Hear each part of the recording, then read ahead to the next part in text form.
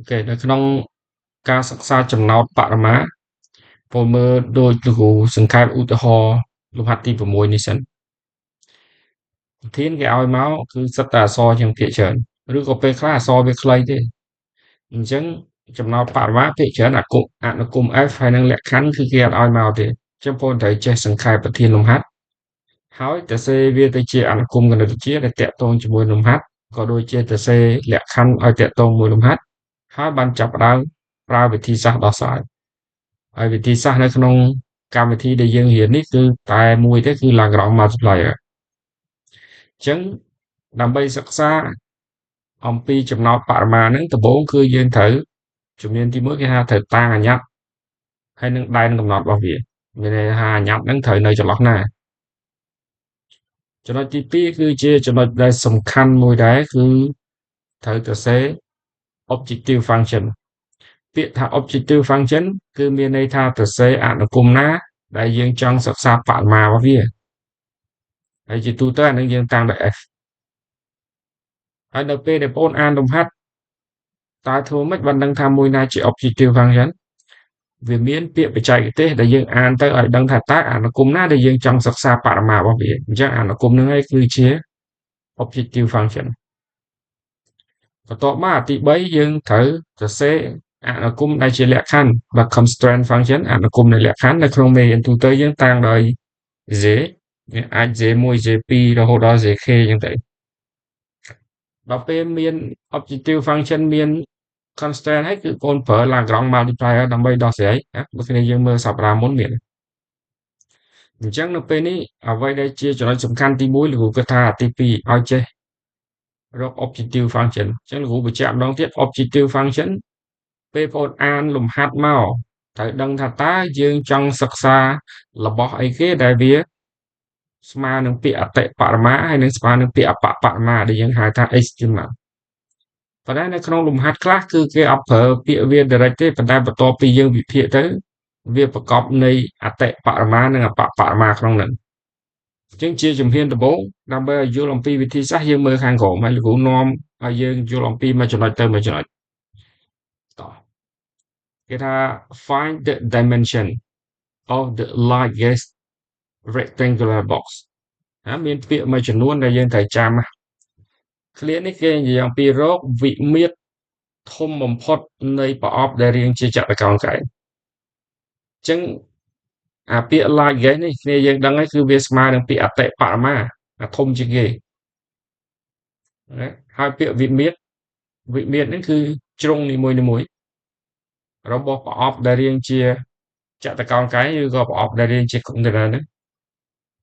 ហើយគេប្រាប់វាដែលមានជ្រុងស្របនឹងកនៃប្លង់ដែលអាចដាក់ចូល tetrahedron ដែលមានមុខ3របស់វាជាកនៃប្លង់អូខេបងប្អូនគ្នាក៏ពិតលោកគ្រូទៅយកអារូបភាពមិញរូបភាពលំហាត់នេះគឺនៅក្នុងខាងក្រោមនេះតាក់ទងជាមួយប្រអប់ដែលគេចង់ដាក់ហ្នឹង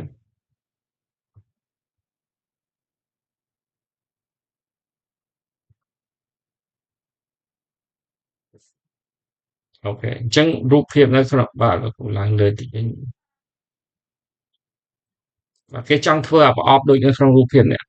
ហើយដាក់នៅក្នុងដែលវាthat can be inscribed ហ្នឹងដែលអាចដាក់នៅក្នុង tetrahedron ដែលមាន tetraed ហ្នឹងធម្មតា tetraed មុខ4អញ្ចឹងគេប្រាប់ថាមុខ3របស់វាគឺជាកនៃប្លង់គឺប្លង់អាប្លង់នេះប្លង់ xz អាប្លង់នេះប្លង់ yz ប្លង់នេះប្លង់ xy ហើយដល់ពេលអាប្លង់ទី4សមីការវាបែបនេះអញ្ចឹងប្លង់ទី4អានេះសមីការវានេះអូខេដូច្នេះមានពាក្យបច្ចេកទេសមួយចំនួនដោយលោកគ្រូនិយាយប្រាប់យើងមិញបងត្រូវចាំនៅពេលដែលគេនិយាយអំពីរកជ្រុងមានន័យថារក dimension គេចង់និយាយអំពីជ្រុងនៃប្រអប់ហ្នឹងតើប្រវែងវាប៉ុន្មានខ្លះដើម្បីឲ្យវាធំបំផុតប៉ុន្តែបងចាំ largest rectangular box កាលណានិយាយអំពីរបស់មួយតូចបំផុតនិយាយមួយរបស់មួយធំបំផុត អាហ្នឹងគឺផ្ដោតលើមាត្ររបស់វាអូខេអញ្ចឹងម្ដងទៀតនៅពេលដែលបងអូននិយាយអំពីរបស់មួយតូចបំផុតឬក៏របស់មួយធំបំផុតគឺផ្ដោតសំខាន់លើមាត្ររបស់វាអូខេអញ្ចឹងកន្លែងនេះ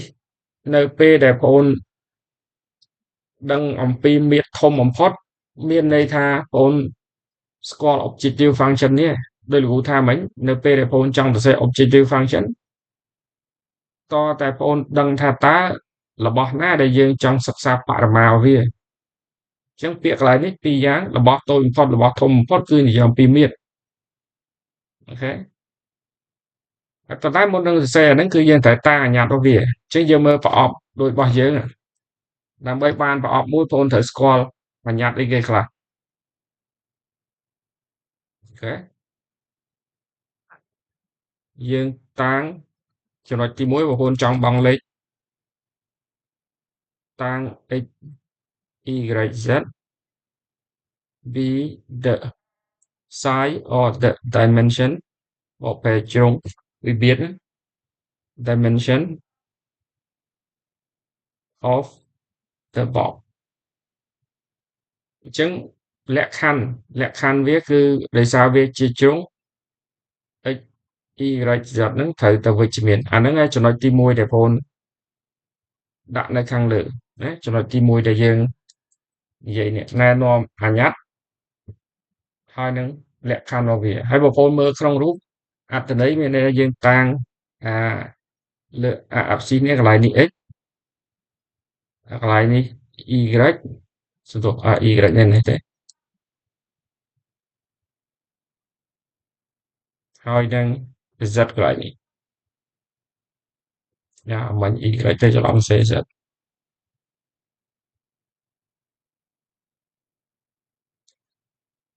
អូខេអញ្ចឹងអានឹងគឺជាជ្រុងព្រោះកូនវាស់ពីគល់ O មកប្រវែងបាត x y ហើយកម្ពស់វា z បន្ទាប់មកដោយសារយើងនិយាយអំពីវត្ថុមួយធំបំផុតគឺនិយាយអំពីមាត្រវាអញ្ចឹងបងត្រូវប្រាប់គេថាម៉េចដើម្បីដឹងថាវាមាត្របងត្រូវប្រាប់គេ the objective function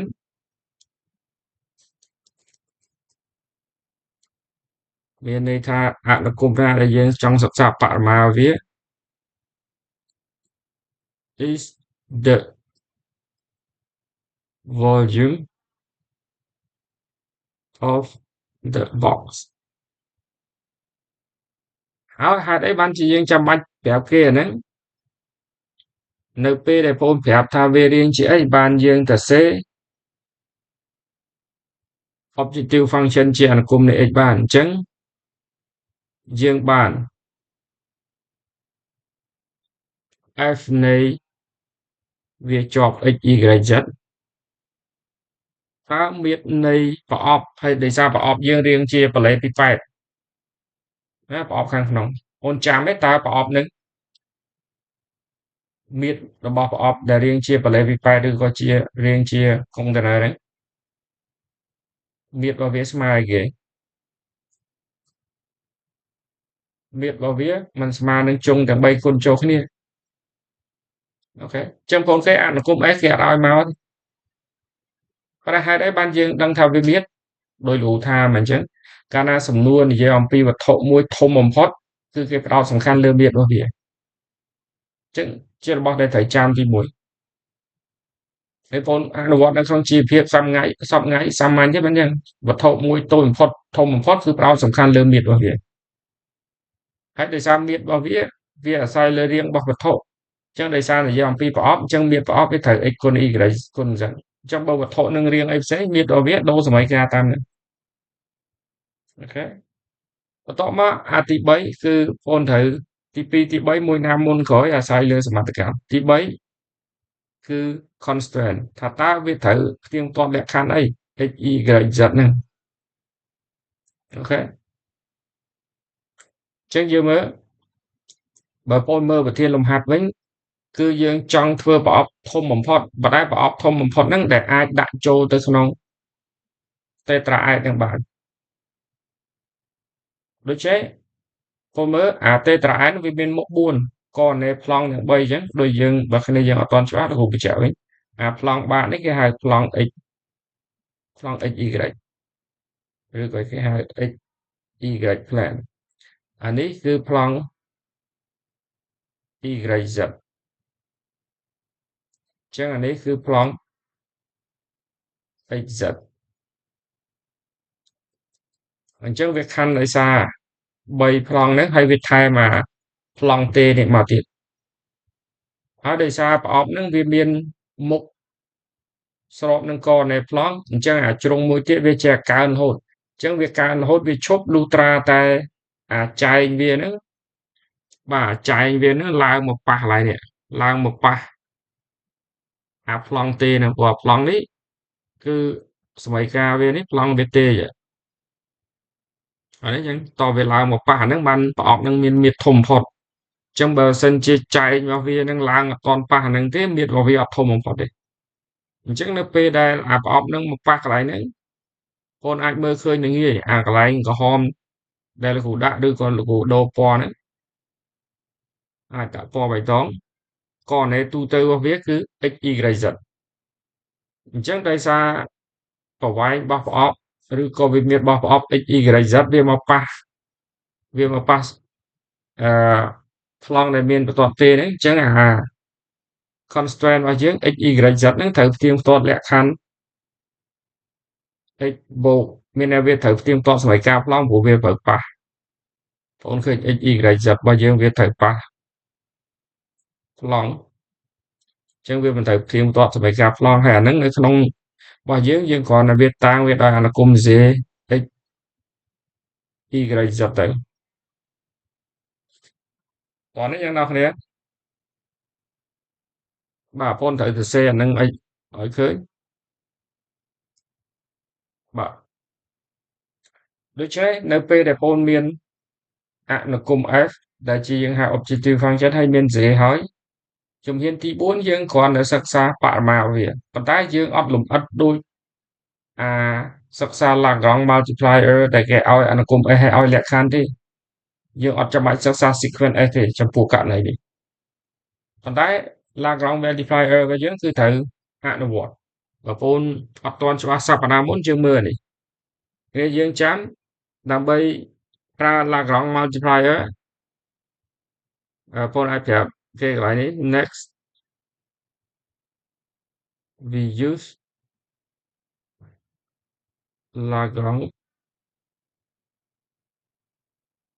multiplier method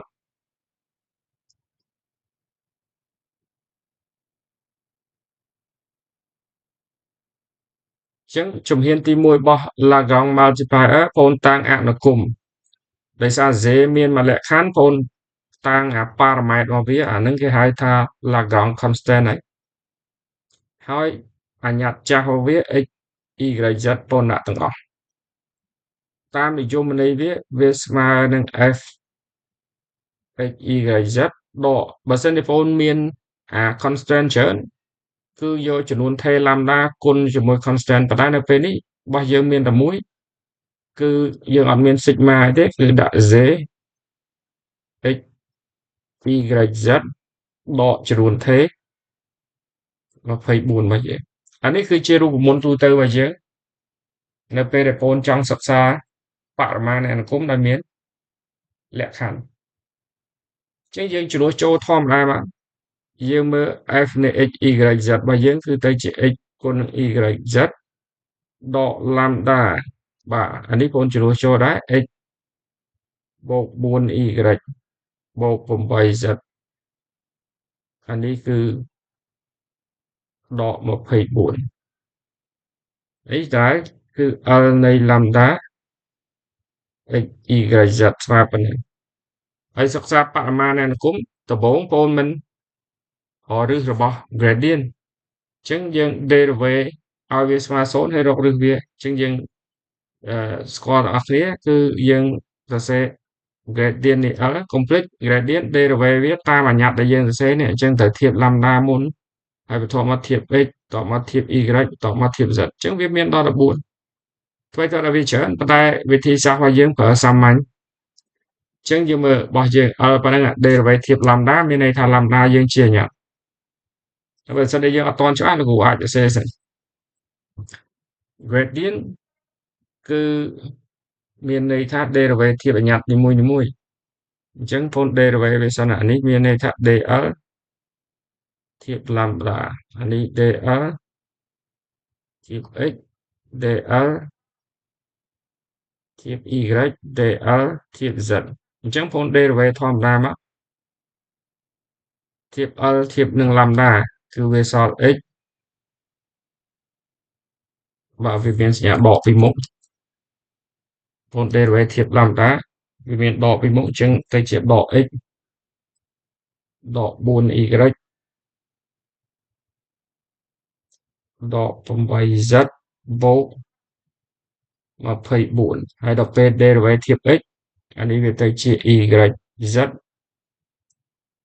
ដក4 lambda derivative អានេះ x គឺ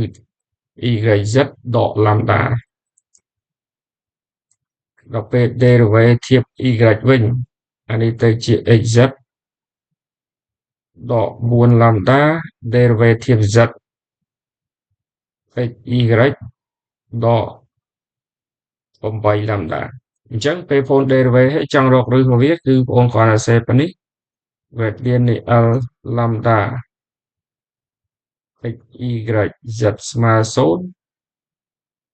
សាក់មកមូលហ្នឹងអញ្ចឹងបងមិនឲ្យអា vector នីមួយៗស្មើ0លោកគ្រូសេនេះចុះក្រោមបាទដក x ដក 4y ដក 8z បូក24ស្មើ0 YZ ដក lambda ស្មើ0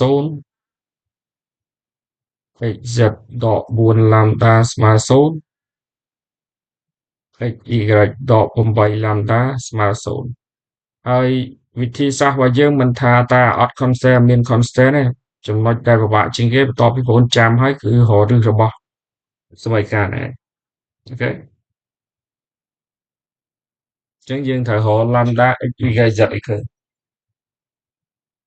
តោះមើលមើលយើងសមីការមួយណាងាយស្រួលសមីការមួយណាមុនងាយស្រួលរកចម្លើយទី2ទី2បងទាញបានមិនហ្នឹង lambda ស្មើ y z បាទហើយបន្ទាប់មកយក lambda ទៅជំនួសអាទី3ហើយនិងទី4អញ្ចឹងយើងមើលអាទី2យើងបាន lambda ស្មើនឹង y z អូខេអញ្ចឹងបន្ទាប់មកបងជំនួសចូលក្នុងអាទី3ទី4ឬក៏បងអាចផ្ទៀបទៅសេអញ្ចេះក៏បានបាទតបមកពេលដែលបងទាញរកអាញាត់ណាមួយពីសមីការណាមួយពេលដែលយើងជំនួសចូលសមីការដែលនៅសល់អញ្ចឹង substitute into equation 1 3ហើយនិង4អញ្ចឹងយើងបានអីគេអាលើនៅដដែលប៉ុន្តែយើងសល់តែ3សមីការព្រោះយើងទាញពីសមីការ2អាសមីការណាដែលយើងទាញហើយយើងអត់ប្រើវាទៀតទេអញ្ចឹងអានេះវាទៅជា xz ដក4 lambda វាទៅជាដក 4y z អានេះគឺ xy ដក8 YZ បងបងសមីការ5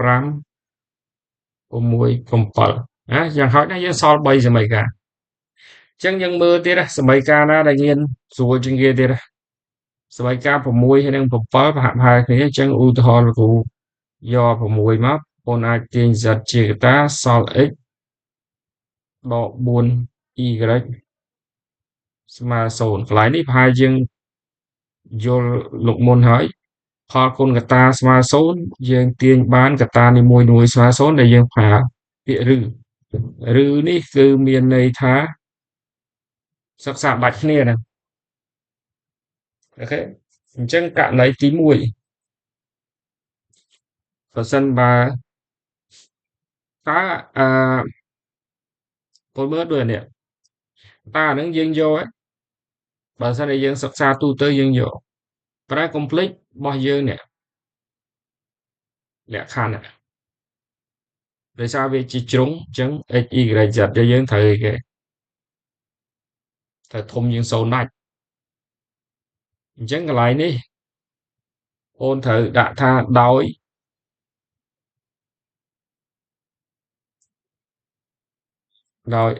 x ដោយ z ធំជាង0អញ្ចឹងនាំឲ្យយើងបាន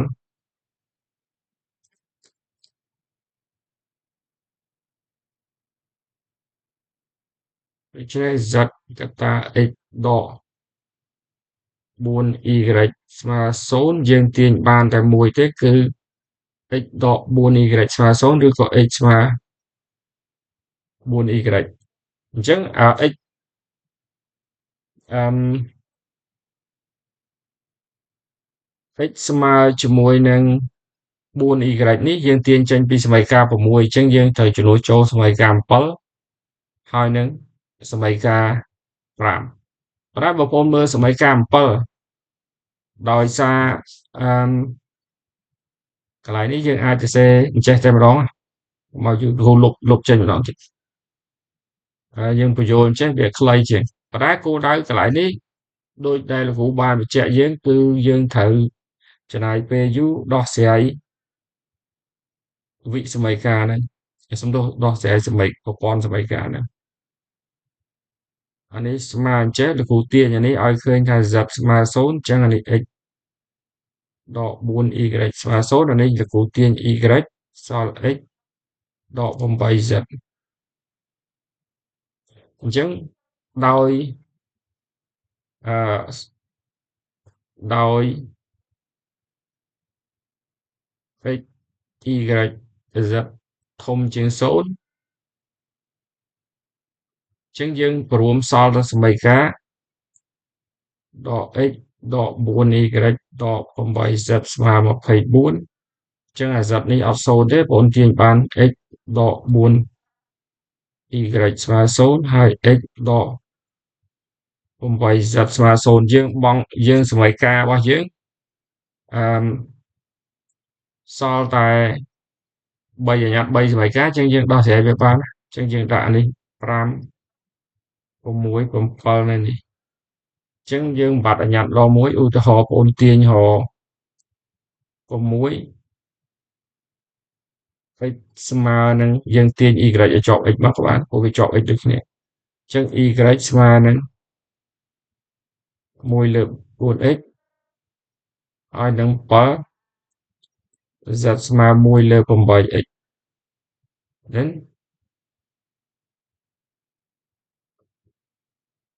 តោះមកយើងចំនួនក្នុង1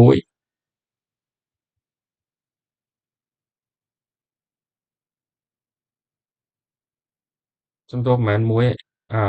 1សមីការ5អញ្ចឹងយើងនឹងបានអីគេដក x ដល់សម័យកាប់ពេលយើងបោះអានោះទៅឃើញដក24ទៅលោកគ្រូអានេះអត់តន់បើបោះមកដក24ទេអញ្ចឹងយើងបាទអរគុណអានេះយើងបោះតាំងពីលើអញ្ចឹងដាក់ដកតាំងពីលើពិតសិតតែសម្រួលសញ្ញាវាបានណាប៉ុន្តែពេលដែលបងសិក្សាអត់លក្ខខណ្ឌអានេះត្រូវទុកវាព្រោះវាប៉ះពាល់ជាមួយនឹង sequence S ប៉ុន្តែរបស់យើងនៅពេលនេះមានចំណុចបន្តិចទៀតដែលគ្រូនឹងបញ្ជាក់ថា sequence S ហ្នឹងយើងប្រើវាពេលណាអត់ប្រើពេលណាអញ្ចឹងលោកគ្រូជំនួស y សិន y យើងជំនួសដោយ1លើ 4x ហើយ z យើងជំនួសដោយ1លើ 8x អានេះដក24អូនសម្រួលអស់អានេះសល់ដក x ដក x ដក x ដក24ឬក៏ដក 3x ស្មើដក24នាំឲ្យ x ស្មើ8អញ្ចឹង x ស្មើ8អូនជំនួសចូលខាងលើវិញ យើងឃើញនឹង y ហើយនឹង z អញ្ចឹងដោយ y ស្មើ1លើក 4x អញ្ចឹងនាំឲ្យ y ស្មើនឹង1លើក4គុណនឹង8ស្មើ2ហើយនឹង z ស្មើ1លើក 8x នាំឲ្យ z ស្មើ1លើក8គុណនឹង8ស្មើ1អញ្ចឹងដូចនេះបងឆ្លើយមកវិមាត្រសំណួរគេសួរអី does the dimension of the box that can be inscribed ដែលអាចដាក់ចូលក្នុង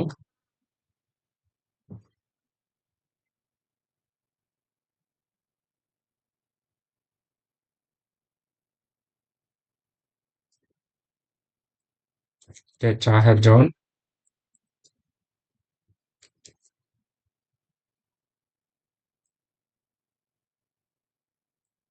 is x ស្មើនឹង8 y ស្មើជាមួយនឹង2 z ស្មើ1ហើយបើសិនជាគេសួររកមាត្រវិញគឺយើងយក x គុណ y គុណ z ទៅវាស្មើនឹង16មាត្រវាអូខេអញ្ចឹងមកដល់នេះអ្វីដែលយើងចំណាយពេលយូរគឺដូចជាការរំលឹកបរិមាណនៃអនុគមនៅពេលដែលបងប្អូនមាន constraint នេះហើយអានេះយើងត្រូវសិក្សា Lagrange multiplier យើងត្រូវសិក្សាអំពីបរិមាណនៃអនុគម ដោយប្រើ Lagrange multiplier អញ្ចឹងតាមនិយមន័យរបស់វាគឺយើងត្រូវតាំង ថែមអាញ្ញត្តិឬក៏ថែមប៉ារ៉ាម៉ែត្រ lambda ហ្នឹងអាញ្ញត្តិវាខាងដើមបោះ f x y z ទេដោយសារមាន constraint មួយអញ្ចឹងយើងត្រូវថែមអាញ្ញត្តិថ្មីមួយបើសិនតែវាមានអនុគម j 1 j 2អញ្ចឹងទៅដែលជាលក្ខខណ្ឌអញ្ចឹងត្រូវថែមប៉ារ៉ាម៉ែត្រ lambda 1 lambda 2អញ្ចឹងទៅហើយពលមើលរូបមុនដែលយើងសង្ខេបគឺវាត្រូវស្មើអនុគម f ហ្នឹងដកអា constant របស់វាហ្នឹងឯងអូខេប៉ុន្តែមុននឹងទៀតចំណុចពេលនេះអ្វីដែលបងប្អូនត្រូវយល់ឲ្យច្បាស់បន្ថែមយើងឧទាហរណ៍ថាវិធីសាស្ត្រខាងក្រោមនេះជាងចេះហើយអញ្ចឹងដើម្បីបានអ្វីយកមកសិក្សាគឺត្រូវចេះកសាងអនុគម S ហើយនឹងconstraint J លោកគ្រូបញ្ជាក់ម្ដងទៀតអនុគម S ដែលយើងហៅថា objective function បងប្អូនអានប្រធានលំហាត់មកឲ្យគិតឲ្យឃើញថាតើយើងចង់សិក្សាអតិបរមាពីអីឬក៏អបបរមាអីឲ្យតែមានពាក្យអតិអបឬក៏ពាក្យប្រកបនៃអតិអបហ្នឹងគឺអាហ្នឹងឯងជា objective function ឧទាហរណ៍ជាក់ស្ដែងរបស់យើងអាពាក្យ large guess នេះគឺมันមានន័យថាវាជាចំណុចអតិបរមាហើយកាលណាបងនិយាយអំពីអតិអបឬក៏និយាយអំពីវត្ថុធំជាងគេតូចជាងគេគឺគេផ្ដោតសំខាន់លើមាត្ររបស់វាអានេះអញ្ចឹងដោយសារយើងដឹងថាគេផ្ដោតសំខាន់លើមាត្របានជាយើងទៅសេអា objective function ហ្នឹងគឺជាមាត្ររបស់ប្រអប់ហ្នឹងអូខេមើលយើងមានជាសំណួរអញ្ចឹង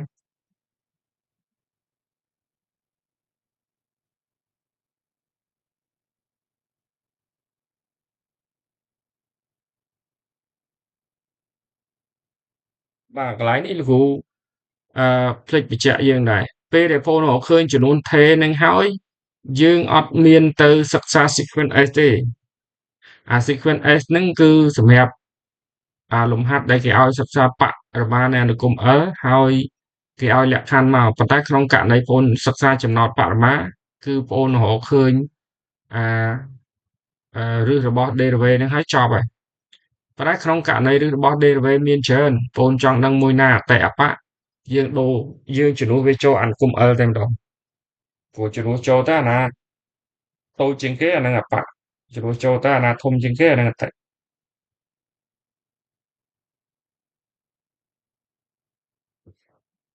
អូខេដើម្បីអាចថាគ្នាយើងមានសំណួរហើយក៏បានបើសិនតែអត់ទាន់ទេយើងអាចមើលលំហាត់បដាឲ្យបានមានសំណួរឬក៏ពេលខ្លះមើលលំហាត់បន្តមកយើងអាចយល់ច្បាស់យល់កាន់តែច្បាស់បន្ថែមទៀតអញ្ចឹងដូចគ្នាដែរដំបូងនេះបងប្អូនត្រូវរៀនពាក្យបច្ចេកទេសក៏ដូចជាចំណាំមួយចំនួននៅក្នុងការសិក្សាចំណោទបរិមាណ បើយើងអានអានេះតទៀតគេថា the cargo container បាទ container ដឹកអីវ៉ាន់ហ្នឹង in the shape of rectangular solid មានថាវាមានរាងជា rectangular solid រាងជា container ហ្នឹង rectangular មានន័យថាចតុកោណកែងទេប៉ុន្តែថែមពាក្យ solid មានន័យចតុកោណកែងក្នុងលំហអញ្ចឹងពាក្យហ្នឹងគឺវាស្មើនឹងអារាងដូច container ឬក៏រាងដូចប្រអប់យើងខាងលើហ្នឹង must have volume គេណាត្រូវតែមានមាត្រប៉ុណ្ណេះអញ្ចឹងអា container ហ្នឹងគឺត្រូវមានមាត្រប៉ុណ្ណឹងហើយគេប្រាប់យើងថា the bottom will cost $50 per square meter to construct មានថាបាតមានតម្លៃ$50ក្នុង1ម៉ែត្រការ៉េដើម្បីសាងសង់វាជ្រុងផ្សេងទៀតហើយនឹងកំពូលមានតម្លៃ$30ក្នុង1ម៉ែត្រការ៉េដើម្បីធ្វើវានេះជាសមត្ថកម្មសំណួរគេសួររកវិមាត្រវិមាត្រជ្រុងនីមួយៗហ្នឹងតោះណាដូចមិញហ្នឹង of the container របស់ container ដាក់អីវ៉ាន់ហ្នឹងដើម្បីឲ្យវាមានតម្លៃថោកបំផុត minimum cost បូកតែតម្លៃថោកបំផុតអញ្ចឹងបងឃើញពាក្យ minimum នៅនេះតើតម្លៃថោកបំផុតរបស់វត្ថុមួយវាអាស្រ័យអីគេគូនេះកុំភ្លេចគេឲ្យយើងធ្វើ container ដាក់អីវ៉ាន់រាងវាជាបាទ rectangular solid ឬរាងជា container លេខពី8កែហ្នឹងបាទនេះគ្រាន់តែឧទាហរណ៍ទូៗហ៎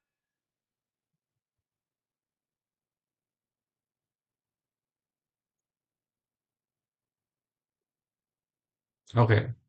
អញ្ចឹងជ្រុងរបស់គេហៅឧទាហរណ៍ x y z នេះអូខេគ្រូអាចលុប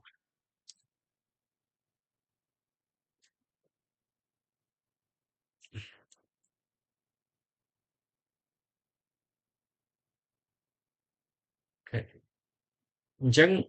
យើងមើលនៅពេលនេះយើងត្រូវតាំងដូចមិញទី1តាំងអាញាប់អញ្ចឹងតាំង x y z b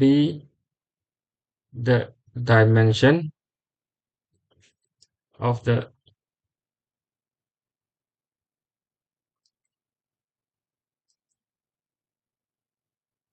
បាទនេះ the box ក៏បានឬក៏ container អញ្ចឹងដូចមុនយើងបាន x y z ត្រូវទៅវិជ្ជមានបើបងប្អូនចង់បង់លេខដូចមិញក៏បានបន្ទាប់មកអីគេជា objective function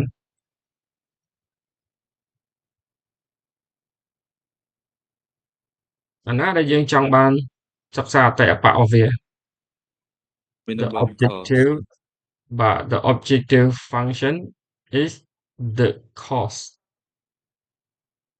គេប្រាប់តម្លៃនៃការធ្វើ container ហ្នឹង the cost of the container the construction of the container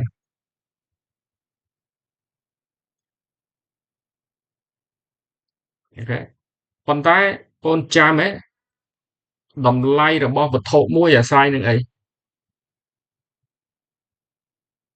តម្លៃរបស់វត្ថុមួយអាស្រ័យនឹងអីគេប្រាប់ពាក្យ minimum cost យើងដឹងហើយ minimum នៃអីគឺអាហ្នឹងឯងជា objective function ប៉ុន្តែកូនត្រូវវិភាគបន្ថែមទៀតថាតើតម្លៃរបស់វត្ថុមួយវាអាស្រ័យនឹងអីគេ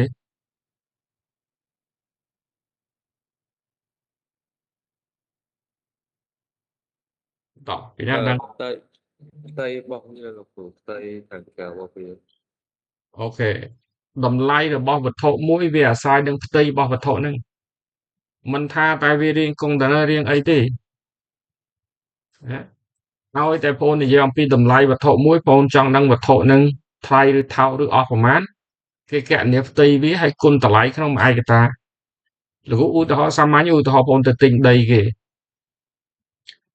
បងចង់ដឹងដីហ្នឹងតម្លៃប្រមាណគេប្រាប់យើងថាគេប្រាប់ថាឯកតាទេឧទាហរណ៍គេប្រាប់ថា$5ក្នុង1ម៉ែត្រការ៉េអញ្ចឹងបងចង់ដឹងដីហ្នឹងអស់ ប្រមាណដុល្លារគេគុណផ្ទៃដីហ្នឹងមក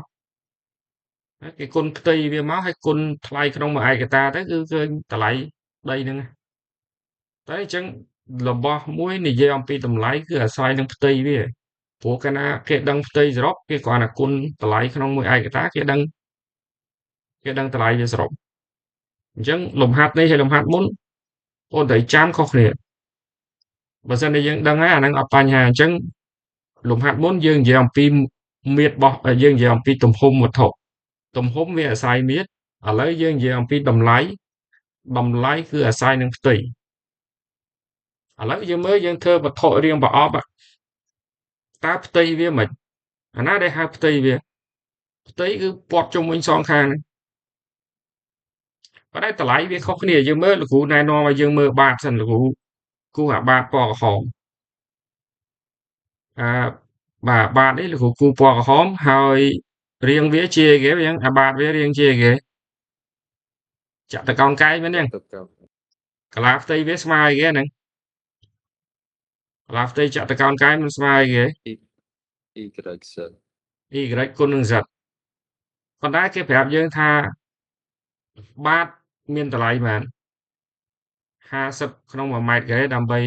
ធ្វើវាកន្លែងនេះប៊ូថុំបកប្រែបាតមានតម្លៃប៉ុណ្ណឹង50ក្នុង1ម៉ែត្រការ៉េ per square meter អញ្ចឹង10ក្នុង1ម៉ែត្រការ៉េតម្លៃប៉ុណ្ណឹងចុះបើសិនជាកាឡាផ្ទៃវាប៉ុណ្ណឹងអស់ប៉ុន្មានដុល្លារយើងមិនគុណនឹងតម្លៃក្នុង1ម៉ែត្រការ៉េបងតន់ឥឡូវលោកគ្រូសេ50 y គុណ z គឺជាថ្លៃដើម្បីធ្វើបាតគាត់ទេទាំងអស់គ្នាហើយនិយាយថាបាតសិនទេមិនមែននិយាយអំពីតម្លៃនៃកុងតឺន័រទាំងមូលទេព្រោះនៅពេលនេះអ្វីដែលលោកគ្រូគូសក្រហមនេះគឺគូសអាបាតនេះសិនតាអូខេប៉ុន្តែតម្លៃផ្ទៃរបស់ប្រអប់ឬក៏កុងតឺន័រនោះវាមិនផ្ទៃបាតផ្ទៃគម្របហើយនិងផ្ទៃជ្រុងសងខាងបូកចូលគ្នាទាំងអស់បានវាកើតចេញផ្ទៃកុងតឺន័រទាំងមូលហើយបងច្បាស់ណាស់ដោយសាររាងវាជាកុងតឺន័រអាផ្ទៃរបស់បាតហើយនិងផ្ទៃរបស់គម្របមិនស្មើគ្នាអញ្ចឹងបើនិយាយអំពីផ្ទៃរបស់គម្របផ្ទៃវាមិនផ្ទៃវាដូចគ្នាមិន y z ដែរប៉ុន្តែគម្របតម្លៃតែប៉ុន្មានបងប្អូនមើលកន្លែងនេះគម្របហើយនឹងជ្រុងតម្លៃតែ$30ក្នុង1ម៉ែត្រការ៉េអញ្ចឹងអា30នេះគឺបោះគម្របឯងអូខេចុះយើងនៅអាណាទៀតឧទាហរណ៍លោកគ្រូដូរពណ៌អាផ្ទៃនេះផ្ទៃនឹងស្មើគេផ្ទៃខាងហ្នឹងផ្ទៃខាងហ្នឹងហើយនឹងអាផ្ទៃខាងនេះជ្រុងវាមិនប្រប៉ុនគ្នាមែនទេចឹងហើយវាផ្ទៃវាស្មើប៉ុន្មានហ្នឹងមិន x គុណនឹង y ហើយតម្លៃវា$30ក្នុង1ម៉ែត្រការ៉េអញ្ចឹងបងគុណនឹង30ដែរមកប៉ុន្តែអាហ្នឹងមានដល់ប៉ុន្មានវាយើង2អញ្ចឹងគ្រូដាក់ចេះបានទេអូខេហើយក៏ដូចគ្នាយើងនៅអាខាងនេះមួយទៀតបើសិនជាយើងចង់គូសឧទាហរណ៍លោកគ្រូដូរពណ៌ខៀវនេះអាផ្ទៃសងខាង2ខាងនេះមួយទៀតអូខេអាហ្នឹងគឺអីគេ xz អញ្ចឹង xz ក៏30ដែរអញ្ចឹងគ្រូដាក់2คูณនឹង30 xz ដូច្នេះសមីការឬក៏ objective function របស់យើងដែលជាអនុគមតម្លៃរបស់វត្ថុវាអាស្រ័យលើមាត្រអញ្ចឹងដោយសារមាត្រវារាងជាសំដៅអាស្រ័យលើផ្ទៃដោយសារផ្ទៃប្រអប់យើងដូចផ្ទៃលេខពីប៉ែបងមិនសរសេរសមីការយើងបានប៉ុណ្ណឹងប៉ុន្តែបងប្អូនដូររាងវត្ថុផ្ទៃវាដូរសមីការដែរវាយើងមិនមែនអញ្ចឹងរហូតទេតោះមើលវាយើងតនេះកន្លែងនេះសិនឬក៏យើងអាចទៅ objective constraint តែម្ដងតើលក្ខខណ្ឌ x y ត្រូវផ្ទៀងផ្ទាត់អីគេបាទបងប្អូនមើលវិធីលំហាត់វាត្រូវផ្ទៀងផ្ទាត់អីគេកន្លែងនេះវាត្រូវតែមានមាត្រ mass help 480ម៉ែត្រអញ្ចឹងមាត្រ មាត្រដោយសារវត្ថុហ្នឹងរាងជាballet ពី8កែងមាត្រballet ពី8កែងស្មើគេមិញមិន x y z អញ្ចឹងអានឹងត្រូវស្មើ480ហើយយើងគ្រាន់តែតាំងវាដោយអនុគម z ឥឡូវពលមាន f មាន z ហើយចប់ទៀតអាហ្នឹងក៏សន្មតថាយើងចេះអា Lagrange multiplier ដែរបើសិនជាយើងអត់ច្បាស់យើងគ្រាន់តែរំលឹកឡើងវិញម្ដងមួយទៀតមកប៉ុន្តែដូចគ្រូថាមិញអញ្ចឹងអាការសិក្សារកអនុគម s អនុគម z ត្រូវច្បាស់មុននឹងទៀត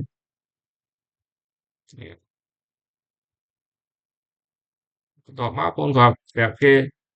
next we use Lagrange multiplier method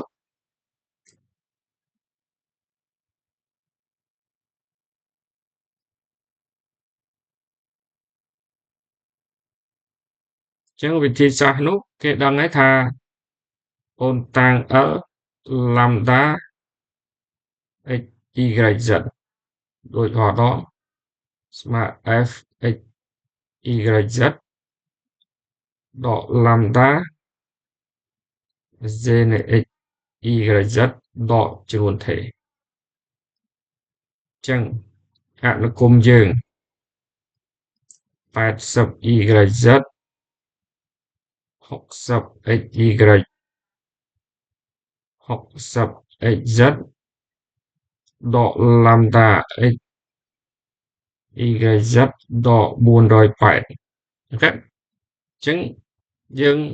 ពេលនេះយើងអាចសរសេរចេះតែម្ដង gradient នៃ L lambda x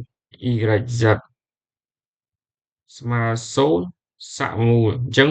អូនដឹង derivative មុនគេធៀបនឹង lambda ណាអញ្ចឹងធៀប lambda វាចេញអីគេដក x y z បូកជាមួយ480ស្មើ0តមក derivative x 60 y បូក60 z ដក lambda x z ស្មើ0ព្រោះ derivative x អាហ្នឹងដល់ពេល derivative y 80 z បូក60 y ដក lambda x z សំដៅអានេះ derivative អាលើមិញ derivative x ចឹង derivative x អាលើមិញសល់ សំដៅ y វិញlambda បាទចុងក្រោយគេអស់នេះគឺ derivative z 80 y បូក60 x ដក lambda x y ស្មើ0ហើយយើងដូចរាល់ដងចំណុចដែលយើងយូរគឺការរកឫសរបស់grade របស់ L គឺ gradient យើងមើលមួយណាដោះស្រាយស្រួលលោកគ្រូបាទសម័យកាលទី3ឲ្យលោកគ្រូនៅលោកដេធៀប y លោកគ្រូច្រឡំយស y អូខេអរគុណ60ហើយបាទ derivative y ចឹងអានេះវាត្រូវសល់ 10x ទេ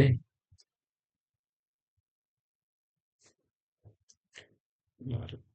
គូថែម slide នេះបាទសម័យកាលនេះពន្ធចំណាំពីរបៀបដោះស្រាយវាយើងមើលទាញរកមួយណាក៏បានប៉ុន្តែយើងអាចធ្វើប្រមាណវិធីវាបាននៅពេលនេះយើងយកអាចថាយក x គុណនឹងសមីការ2 y គុណនឹងសមីការ3ហើយនឹង z គុណសមីការ4អញ្ចឹងយើងនឹងបានបែបនេះ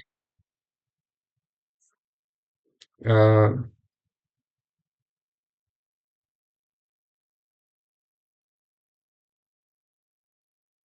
អានេះយើងអត់ធ្វើអីវាទេ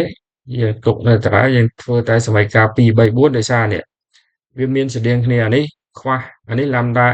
y z lambda x z lambda x y អានេះខ្វះ x អានេះខ្វះ y អានេះខ្វះ z អញ្ចឹងយើងគុណវាឲ្យវាមានតួ lambda x y z ដូចគ្នាអញ្ចឹងអានេះពេលដែលបងគុណនឹង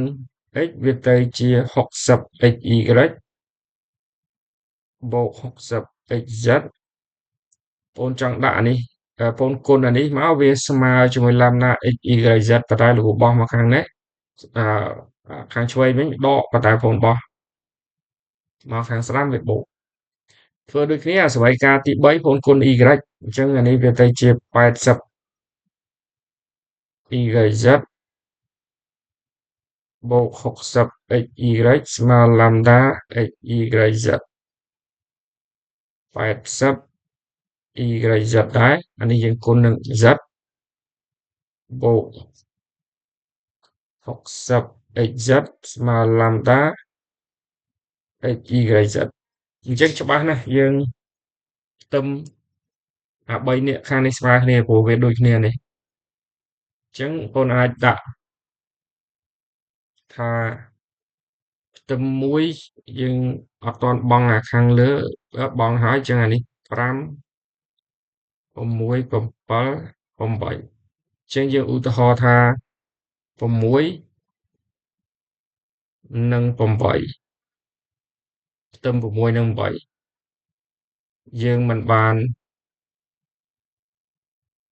60 xy 60 xz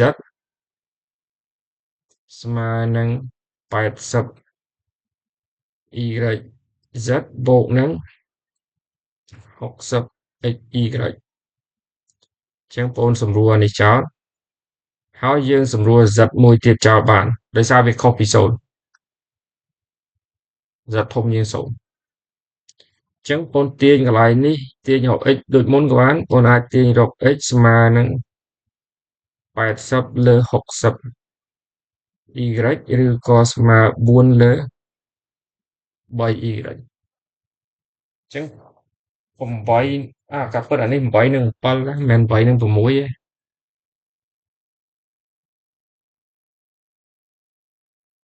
អានេះលោកគ្រូសេនេះ8និង7ដែរបងផ្ទឹមណាមួយទៀតមកឧទាហរណ៍8 6និង8អញ្ចឹងតែម្ដងអញ្ចឹង6យើងដូចសរសេរមិញ60 xy បូកជាមួយ60 xz ឥឡូវយើងមើល8 80 YZ បូក60 xz បាទយើងសម្រួល60 xz នេះហើយអានេះយើងសម្រួល y នេះអញ្ចឹងលោកគ្រូទាញរក x ឲ្យជាប់ y អានេះយើងទាញមាន z ហើយនឹង x យកល្អយើងទាញអានេះចេះវិញយើងទាញឲ្យជាប់ x ដូចគ្នាអញ្ចឹងអានេះ y ស្មើនឹង60 80x ស្មើនឹង3លើ 4x អញ្ចឹងអានេះ z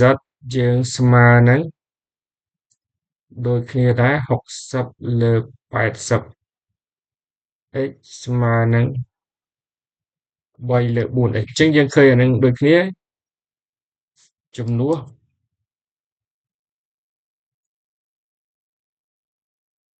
y ស្មើ3លើ 4x z ស្មើ3លើ 4x យើងសមីការ5អញ្ចឹងសមីការ5យើងដក x គុណ y គុណ z បូក4ឲ្យ8ស្មើ0អញ្ចឹងដក x ដល់ពេល y យើងអានេះ z យើងក៏អានេះចឹងបងសម្រួលលេខមកវាទៅជា9លើ16 x គីបស្មើ408បោះទៅនោះហើយចឹងនាំឲ្យ x ស្មើនឹង16គុណនឹង408ចែកនឹង9ហើយរឹសទី3អូខេប្រហែលជាបងអាចសម្រួលលេខបានអឺហើយយើងដូចជាមិនបញ្ហាព្រោះកូនសម្រួលបានឬមិនបានឥឡូវនេះគ្រាន់តែចង់បញ្ជាក់យើងថានៅពេលដែលឃើញ x ហើយដូច្នេះ y ស្មើ3លើ 4x ចឹងវាទៅជា3លើ4គុណអាហ្នឹង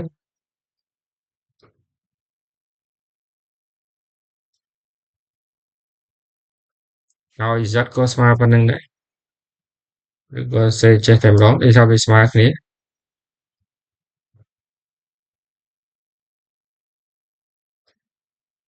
អូខេអញ្ចឹងយើងឃើញវាមានវាឲ្យចប់យើងអត់សិក្សាបន្តនេះលោកគ្រូបញ្ជាក់យើងថាពេលដែលបងសិក្សាចំណោទបរិមាឃើញ x y z ហើយយើងអត់មានសិក្សាsequence S ទៀតទេអូខេចឹងសរុបមកវិញតើអ្វីដែលជាចំណុចសំខាន់ថ្មីធៀបមុនគឺចង់ឲ្យបងយល់អំពីការសរសេរ objective function នៅពេលដែលគេនិយាយអំពីតម្លៃរបស់វត្ថុគឺគេផ្ដោតសំខាន់ទៅលើផ្ទៃរបស់វាអញ្ចឹងដោយសារដឹងពាក្យផ្ទៃហ្នឹងហើយបានបងយកផ្ទៃទាំងអស់វត្ថុនេះគុណនឹងតម្លៃឯកតារបស់វាមើលយ៉ាងមានជាស្រួលអីហ្នឹង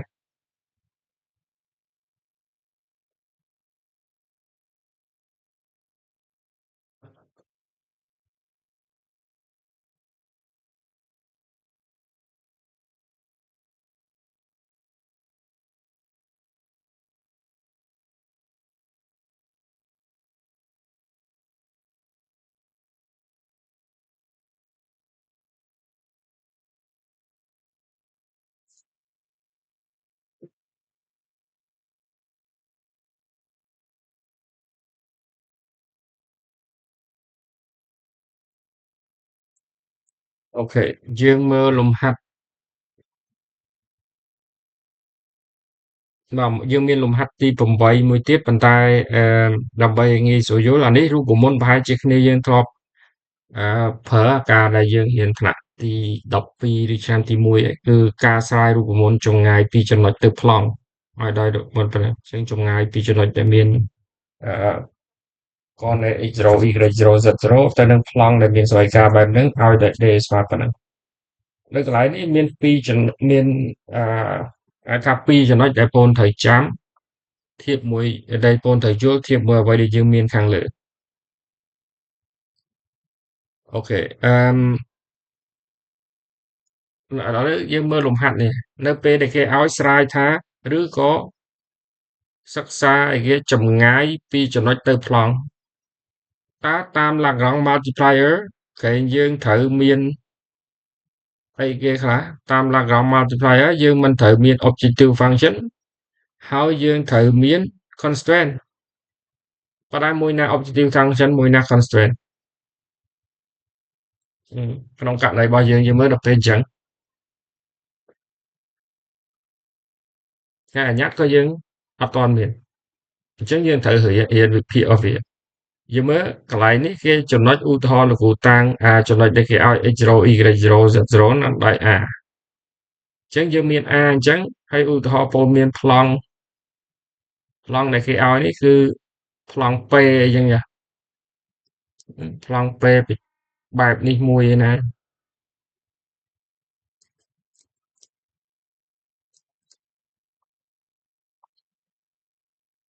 ប្លង់វាធំទូលាយអញ្ចឹងបាទនេះឧទាហរណ៍ប្លង់ p របស់យើងហ្នឹង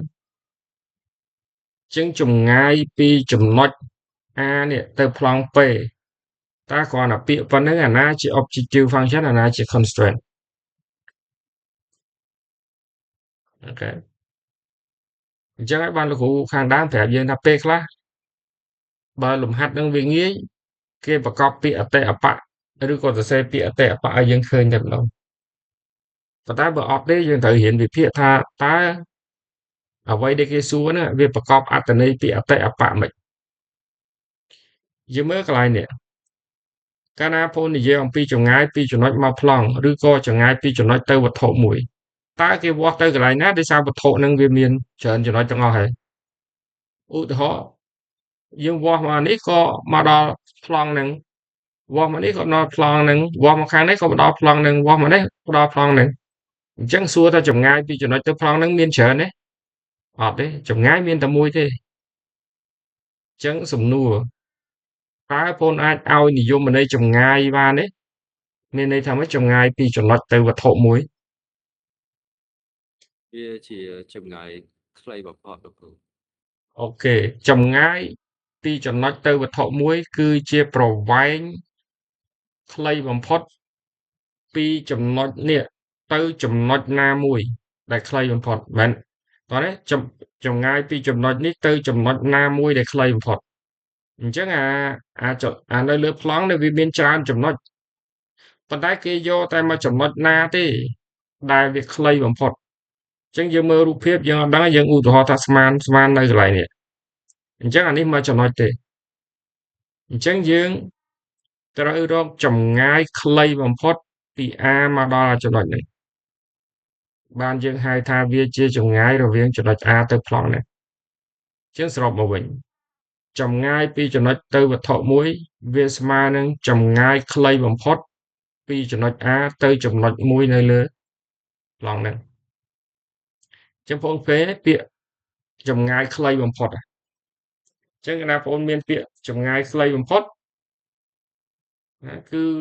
យើងស្គាល់ objective function អញ្ចឹងបងប្អូនត្រូវសរសេរប្រាប់គេថាម៉េចថា the យើងមើលត្រូវបញ្យល់ប្រាប់គេ the distance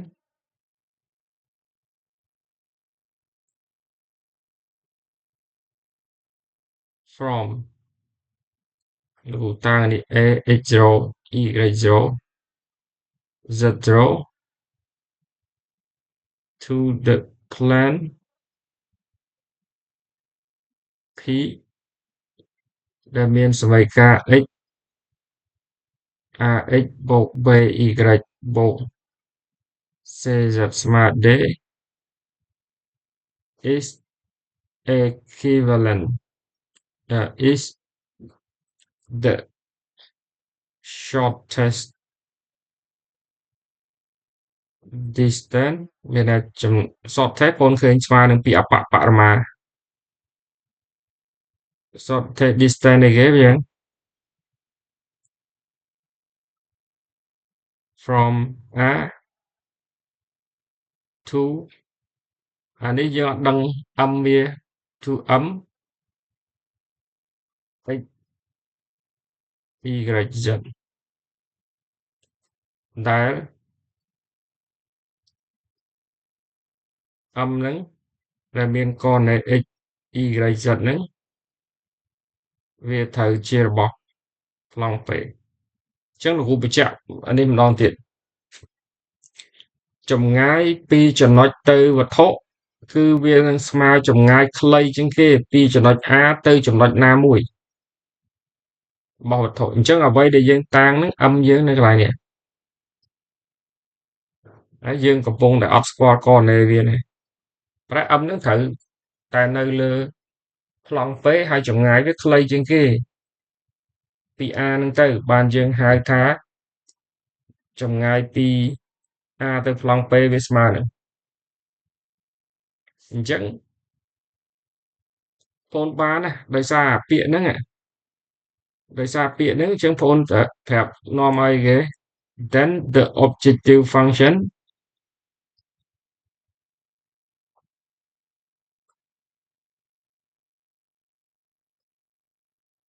គឺมันអីគេគឺมันចម្ងាយ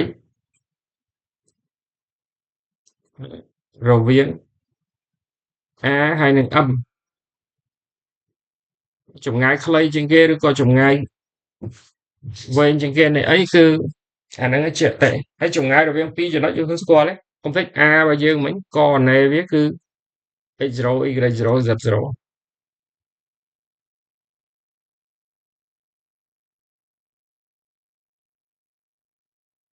ហើយចម្ងាយរវាងពីរចំណុចយើងធ្វើម៉េច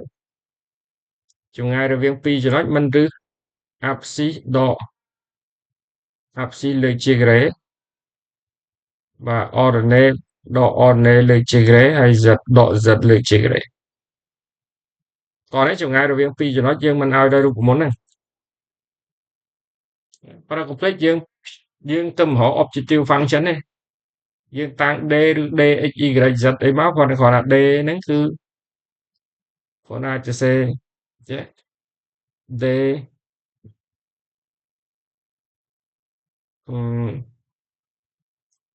d x y z វាស្មើនឹងចម្ងាយពី a ទៅ m ចឹងឲ្យដោយរូបមន្តហ្នឹងហើយយើងក៏តាំងអនុគម d ដោយសារអនុគមត្រូវមានអាញ្ញត្តិចឹងអាញ្ញត្តិយើងតាំង x y z ចុះ constraint អាណា constraint អាណាដែលជា constraint វា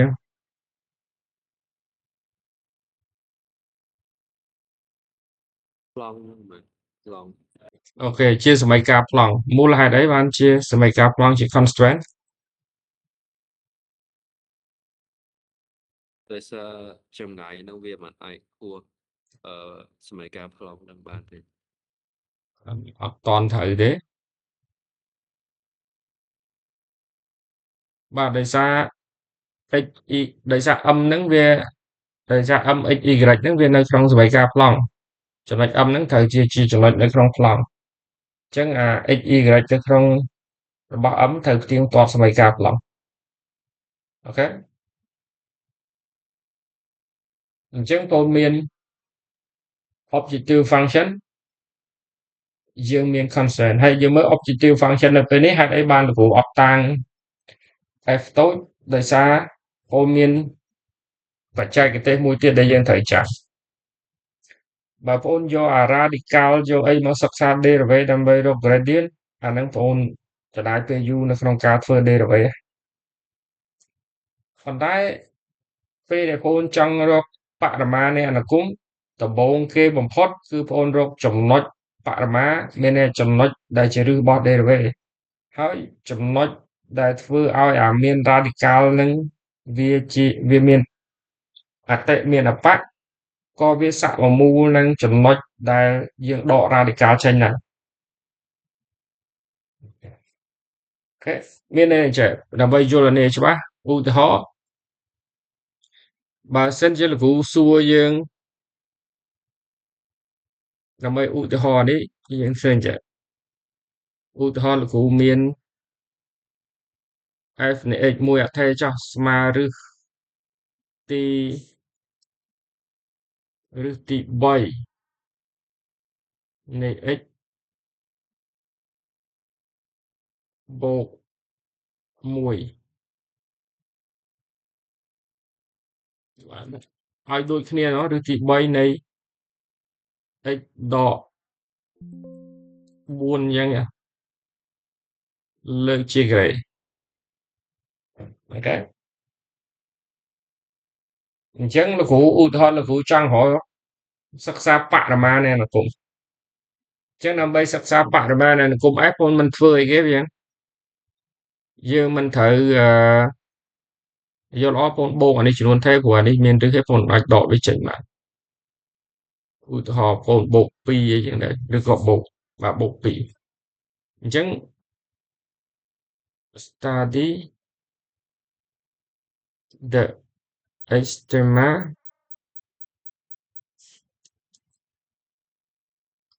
of x អូនចាំដើម្បីសិក្សាបរិមាណអនុគមយើងមិនត្រូវធ្វើអីគេយើងមិនត្រូវ derivative វាមិនយ៉ាងដំបូងហើយរកឫសហើយបានដាក់ចូលអញ្ចឹងបងសិក្សា derivative វាគឺយើងមិនសិក្សាអ៊ុយព្រីមលើបង derivative អាហ្នឹងអ៊ុយព្រីមអ៊ុយសេគុណ n ដក1ព្រោះអានេះបងសរសេរជាឫសបានអញ្ចឹងអានេះវាទៅជា2 x ដក4កតា x ដក4ហើយលើអានឹងស្វ័យគុណដកមួយទៀតពេលដែល1 លើ 3ដក1វាទៅជា2 លើ 3អានេះពេលបង derivative វាមកវាទៅជាប៉ុណ្នេះលោកគ្រូអាចសរសេរថែមអានេះហើយបងប្អូនសរសេរវាជាស្វ័យគុណអានេះ2 លើ 3នៅភាគបែងអញ្ចឹងអានេះ1 លើ 3អានេះ2ទៀតអញ្ចឹងវាទៅជា2 លើ 3ហើយបន្ទាប់មកពេលបង derivative ហើយយើងធ្វើម៉េច f' នៃ x ស្មើ0បងមិនទាញបានសល់តែទាញតែនេះហ្មងព្រោះអាភាគបែងវាអត់0ទេ x ដក4បាទសល់អានេះលេខ2ទេចឹងបងឃើញ x ស្មើប៉ុន្មាននាំឲ្យ x ស្មើ4អញ្ចឹងអា x ស្មើ4នេះគេហៅថាជាចំណុចបរិមា x ស្មើ4 is an extrema point កាប់ទៅអា extrema point វាមានពាក្យវាគេហៅថា is a critical point មានន័យវាជាឫសរបស់ derivative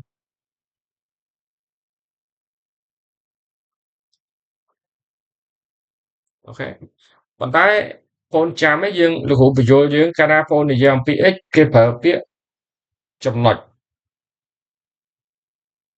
ហើយបើសិនជាកូនចង់ដឹងតម្លៃគេត្រូវម៉េចចង់ដឹងតម្លៃអតិឬអបៈគេយកសំទោសនេះ x ស្មើ4នៅពេលដែលគេចង់ដឹងតម្លៃអតិអបៈគេយក x ស្មើ4ហ្នឹងជំនួសចូលអនុគមខាងដើមប៉ុន្តែអ្វីដែលយើងលោកគ្រូចង់ប្រាប់យើងនៅពេលនេះគឺយើងអត់ចាំបាច់យកអា radical មក derivate ទេយើងមើលអនុគម x កាលណាមាន radical ស្មុគស្មាញតិចទៀតវាមានតម្លៃលេខខាតវាមានអីហ្នឹងគឺគេយកតែអនុគមណាគេដក radical ចេញបានអញ្ចឹងឧទាហរណ៍លោកគ្រូតាំង sin x ដក radical ចេញសល់ x ដក4លើកជាការ៉េបូក2អញ្ចឹងលោកគ្រូសិក្សាក្រមានៃអនុគម z វិញហើយបងចាំចំណុចដែលធ្វើឲ្យអានេះមានអតិអបៈហើយនឹងចំណុចដែលធ្វើឲ្យអានេះមានអតិអបៈដូចគ្នាអញ្ចឹងដោយសារចំណុចដែលវាដូចគ្នាយើងយកអានេះទៅធ្វើប្រមាណជីស្រួលជាងព្រោះបងប្អូនធ្វើអានេះបងឃើញយូរហើយជាពិសេស derivative វាឥឡូវបងប្អូនសាកមើលបងរកបរិមាណនៃអនុគម z យើងធ្វើម៉េចมันទី1រក derivative វាมัน2បតា x ដក4អញ្ចឹង z ព្រីមនៃ x ស្មើ0កុំឲ្យ u នាំ x ស្មើ4ហ្មងឃើញទេអញ្ចឹងគ្រូបញ្ជាក់ម្ដងទៀតចំណុចបរិមាណវាដូចគ្នាប៉ុន្តែតម្លៃបរិមាណវាអាស្រ័យលើជំនួសចូលអនុគមតម្លៃបានជំនួសចូលអនុគមនេះតម្លៃជំនួសចូលអនុគមនេះប្រាក់ x ស្មើ4នោះឃើញដូចគ្នាចំណុចបរិមាណប្រាក់សួរថាណាស្រួលរកជាង AZ ស្រួលរកជាងអញ្ចឹងកន្លែងនេះបងចាំនៅពេលដែលបងមាន objective function មាន radical មានអីស្មុគស្មាញមិនថាឫសទី3មិនថាអីទេអូន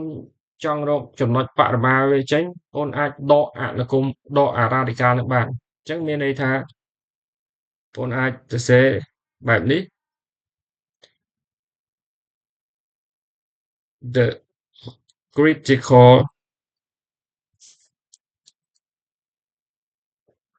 មានឫសរបស់ derivative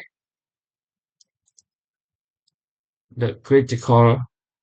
point of d x y z subject to the constraint j constraint នេះយើងអាចដូរបានព្រោះអានឹងដូរលក្ខខណ្ឌដូរ is equivalent សមមូល to the critical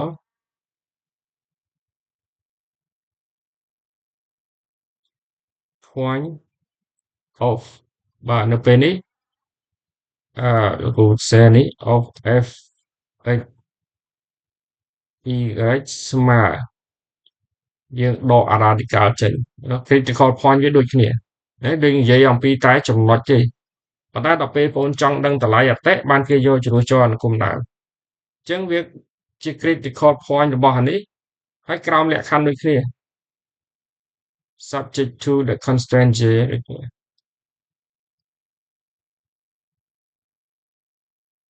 មានផ្ទៀងផ្ទាត់លក្ខខណ្ឌហ្នឹង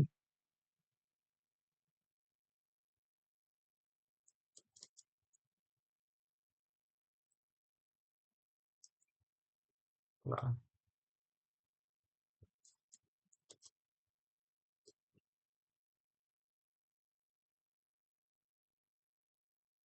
អញ្ចឹងមានន័យថាយើងរកអាក្រមកអញ្ចឹងបន្ទាប់មកយើងមិន next we use Lagrange multiplier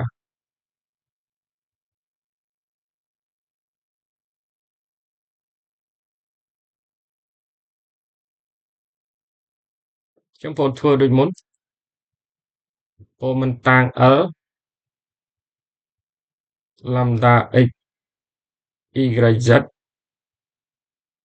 ស្មើនឹង f x y z ដក lambda z x y z ដក c អញ្ចឹងយើងជំនួសចូលបាទលោកគ្រូខិតមកខាងនេះ Z របស់យើងគឺសមីការប្លង់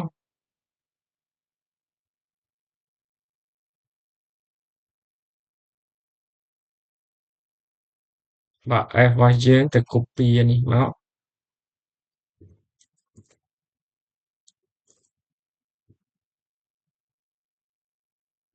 ដក lambda បាទនេះ ax បូក by បូក cz ដក d អូខេអញ្ចឹងដូចជាអត់មានអីថ្មីទៀតទេយើងរក gradient នៃ L lambda x y z ស្មើ0រកឬហៅវារក critical point បាទ4សមីការ derivative lambda វាទៅជាដក ax ដក by ដក cz បូក d ស្មើ0 derivative x 2 x ដក x0 ស្មើឬក៏ដក a lambda ស្មើ0 2y ដក y0 ដក b lambda ស្មើ0ដូចគ្នាចំពោះ z ដែរអូខេដូចមុនអញ្ចឹងបង់សមីការមកនៅពេលនេះចម្លើយឲ្យមកហើយយើងគ្រាន់តែទៀងទាត់វាអញ្ចឹងរក x y z ហើយដែលជាឬឲ្យបានចំនួនចូលប៉ុន្តែពេលបងឬចង់ដឹងតម្លៃឬក៏ចម្ងាយខ្លីបំផុតចំនួនចូលអនុគមខាងដើមនេះហើយយើងម្ដងទៀតយើងមើលឬរបស់ derivative ឬក៏ critical point របស់ f ហើយនិងរបស់ z ដូចគ្នាប៉ុន្តែបើសិនជាយើងចង់ដឹងតម្លៃអតិអបៈរបស់វាយើងយកទៅចំនួនចូលអនុគមខាងដើម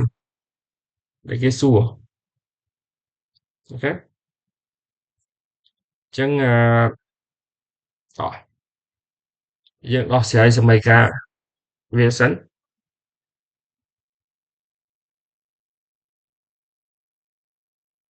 ហើយយើងអាចខ្ទឹម lambda មកយើងអាចសរសេរអញ្ចឹងសមីការ2 3ហើយនឹង4យើងទាញរក lambda ឬទាញរក lambda លើ2ហ្មង lambda លើ2គឺស្មើ x ដក x0 លើ a អានេះក៏ស្មើ y ដក y0 លើ b អានេះស្មើ z ដក z0 លើ c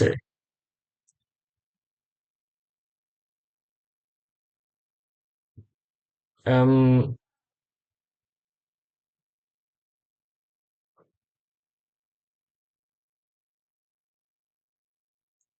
ឺកន្លែងនេះក៏ពិតយើងទាញចេះក៏បានពលមើលនៅក្នុងសមីការនេះតើអញ្ញត្តិយើងគឺអីគេអញ្ញត្តិយើងគឺ x y z ហើយនឹង lambda a b c x0 y0 z0 គ្រាន់តែជាចំនួនថេរទេអញ្ចឹងលោកគ្រូអាចទាញរក x y z ជំនួសចូលកន្លែងនេះហើយចាំ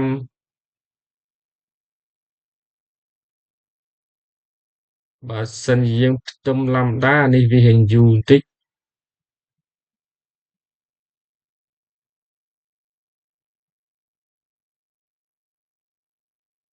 បាទនេះដូចជាត្រូវតែសេទាំងអស់តែម្ដង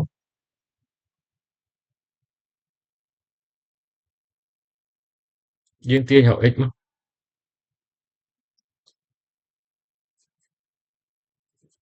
2 3 4យើងបាន x ស្មើនឹង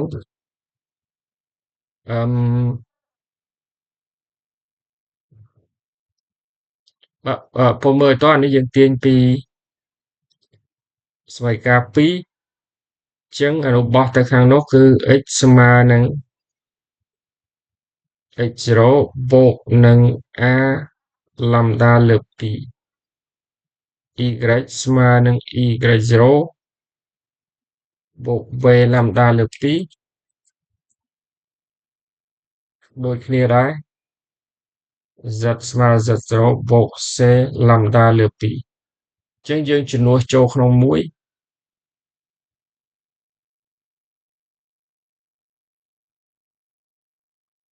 ចឹងមួយសមីការវាដក ax អញ្ចឹងដក ax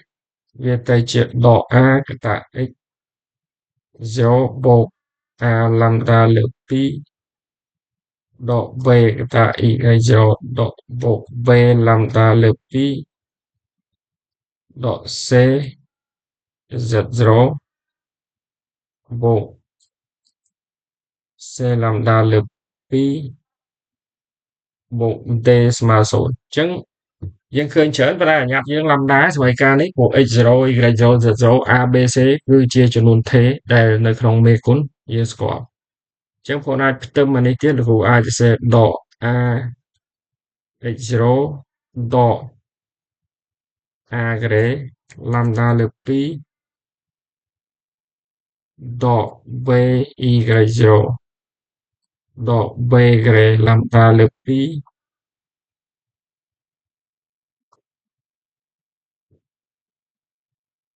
កូនទាញឡំដាលើ2ជាកតាអានេះដកឡំដាលើ2ជាកតាលោកគ្រូសេនេះមុនសល់ a ការ៉េបូក b ការ៉េបូក c ការ៉េដកមួយទៀត a x0 b y0 បូក c z0 អានេះបូក d អញ្ចឹងលោកគ្រូទាញរកឡំដាលើ2ទាញរកឡំដាលើ2ដោយសារពេលដែលបង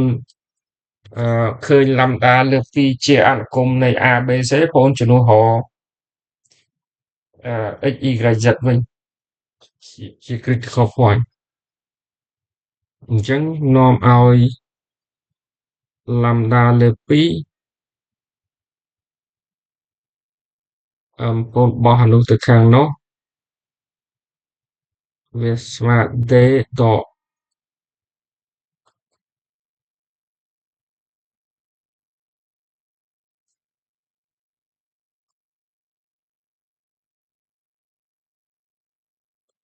អូខេកន្លែងនេះមើលឲ្យទាន់លោកគ្រូគ្រាន់តែបោះអានេះទៅខាងស្ដាំហើយបោះ a ការ៉េបូក b ការ៉េបូក c ការ៉េមកខាងក្រោមវិញបងបានប៉ុណ្ណឹងអញ្ចឹងឡំដាលើ2ជាប់នេះយើងស្គាល់បងអាចជំនួសចូលក្នុងនេះវិញនាំឲ្យ x ស្មើយើងបង់5 6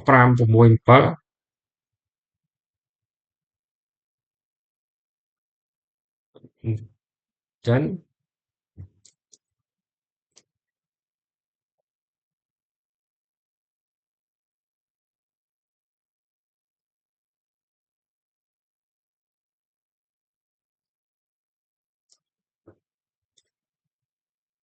យើងមាន x ក៏ពិត5ដោយសារបងរក critical point ឃើញហើយយើងចង់រកបាទយើងអាច z នឹងស្ដឹងបាន x វាមិនស្មើនឹង x0 បូក a ឡំដាលើ2អញ្ចឹងវាទៅជាបូក a បាទឡំដាលើ2អញ្ចឹងឡំដាលើ2បងជ្រុះដល់ប៉ុណ្្នឹងអស់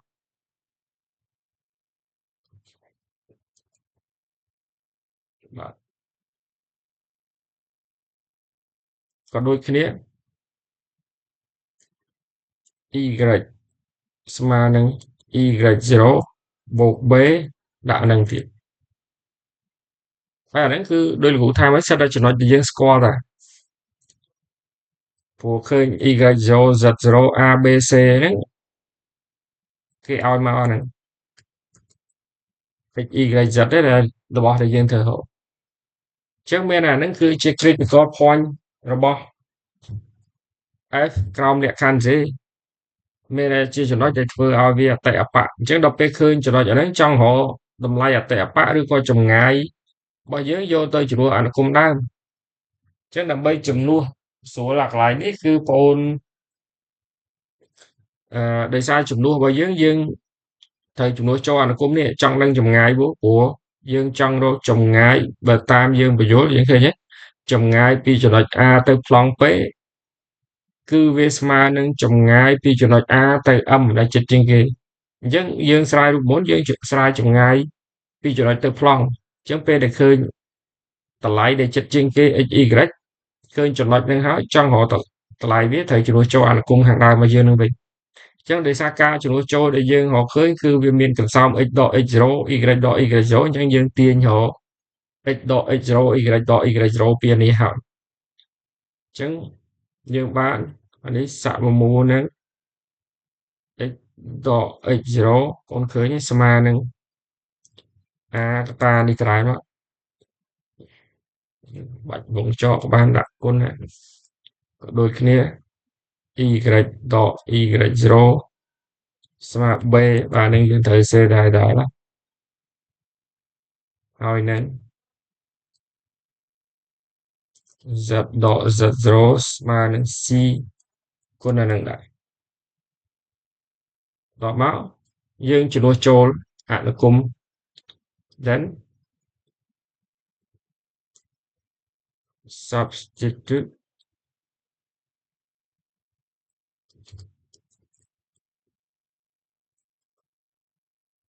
into function d x y z យើងបានអញ្ចឹងយើងដាក់ d ស្មើឬគូសេឡើងវិញ d x y z ហ្នឹងវាគឺ x ដក x0 ក្រេ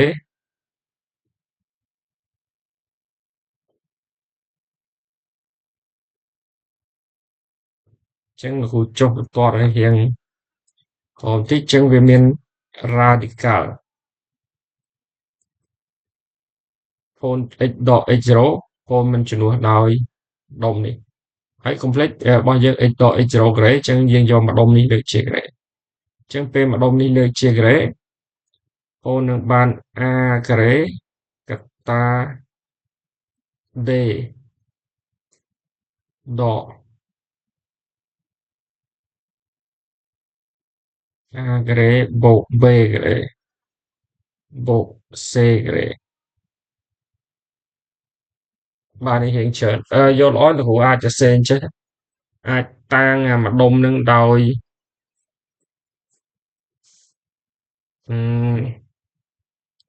ឧទាហរណ៍ x0 យើងអាចស្មើ a គុណនឹង x ធំ b គុណនឹង x ធំស្មើ c គុណនឹង x ធំx ធំហ្នឹងគឺស្មើម្ដុំនេះ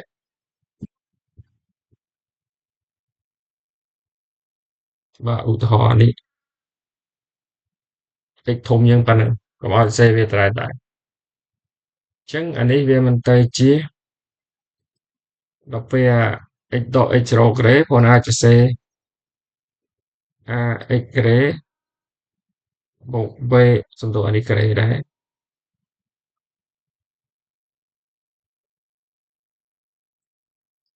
ញ្ចឹងពូនឃើញថាយើងស្មើនឹងឬទាញ x ក្រេជាកតាសល់ a ក្រេប៉ុន្តែពេលដែល x ក្រេបញ្ចេញមកវាមិនសល់តម្លៃឌីខាត x គុណនឹងឬ a ក្រេ b ក្រេ c ក្រេប៉ុន្តែបើសិនជាបងជំនួស x របស់យើងវិញ complex x របស់យើងគឺប៉ុន្មានបងទៅ copy អាហ្នឹង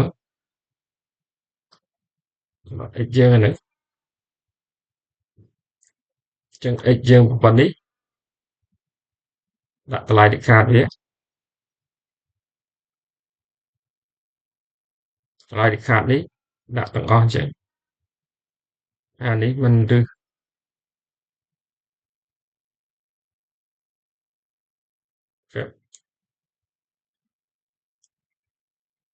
ញ្ចឹងខាងលើយើងផ្ដាច់តម្លៃឌីខាតជា2 d ដក x0 b y0 បូក c z0 ហើយដល់ពេលដែលបងសម្រួលឬនឹងមួយភាគបែកវាសល់ឬមួយកតានៅភាគបែកឬមួយតួនៅភាគបែកអញ្ចឹងយើងបានស្រាយរូបមន្តចម្ងាយពីចំណុចទៅប្លង់ ណាកុំភ្លេចយើងសរសេរជាអនុគមនៃ A B C x0 y0 z0 ព្រោះសិតរបស់ដែលយើងស្គាល់ត្រឡប់មកវិញតើចំណុចសំខាន់នៃលំហាត់នេះធៀបជាមួយនឹងលំហាត់ដែលយើងកែខាងលើគឺអីគេគឺទី1ពាក្យ synonym ឬក៏ពាក្យដែលវាប្រកបអត្ថន័យអតិអបៈនៅក្នុងហ្នឹងអញ្ចឹងបងឃើញសំណួរគេឲ្យរកចម្ងាយពីចំណុចទៅប្លង់តែឥឡូវបងចាំទៀតណាចម្ងាយចំណុចទៅប្លង់ដោយសារប្លង់វាមានច្រើនចំណុចឬក៏និយមពីវត្ថុមួយវាមានច្រើនចំណុចអញ្ចឹងចម្ងាយរបស់ចំណុចមួយទៅវត្ថុគឺវាស្មើនឹងចម្ងាយពីចំណុចមួយហ្នឹងទៅចំណុចមួយណានៅលើប្លង់ដែលខ្លីជាងគេដូច្នេះវិធីសាស្ត្ររបស់យើងត្រូវតាំង m ទូទៅណាមួយនៅលើវត្ថុហ្នឹងហើយចម្ងាយរវាងពីរចំណុចយើងមានសមីការវាហើយដោយសារវាចម្ងាយខ្លីជាងគេអញ្ចឹងអាពាក្យខ្លីជាងគេដែលធ្វើឲ្យយើងដឹងថានឹងជា objective function ដូចគ្នាដែរដោយសារយើងជ្រើសរើសចំណុចទូទៅនឹងនៅលើវត្ថុហ្នឹងអញ្ចឹងអា constraint function វាគឺជាសមីការរបស់វត្ថុហ្នឹងតែម្ដងលោកគ្រូនិយាយពីវត្ថុដោយសារពេលខ្លះវាមិនចាំបាច់តែប្លង់ទេវាជា count និចអីផ្សេងទៀតយើងធ្វើដូចគ្នាអញ្ចឹងអូខេត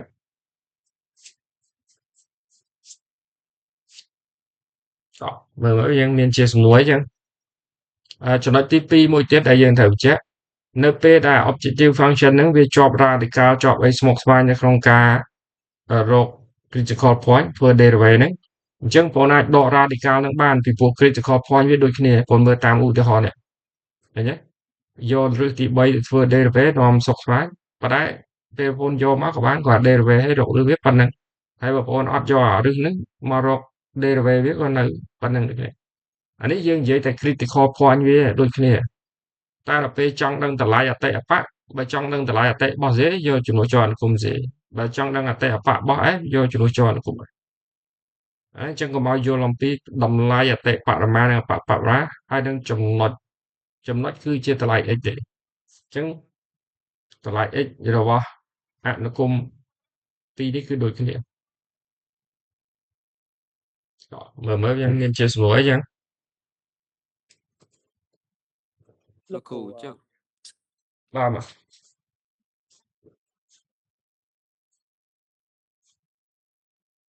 មើលមានសំណួរអីម្ដងទៀតលោកគ្រូស្រាវបាននឹង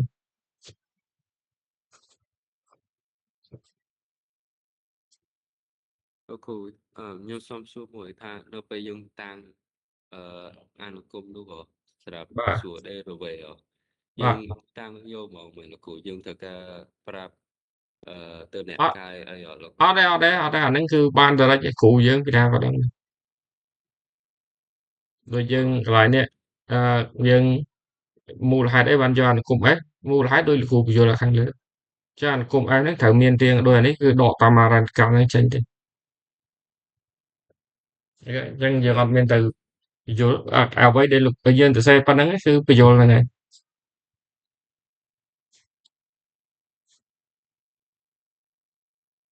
ហើយមួយទៀតលោកគ្រូ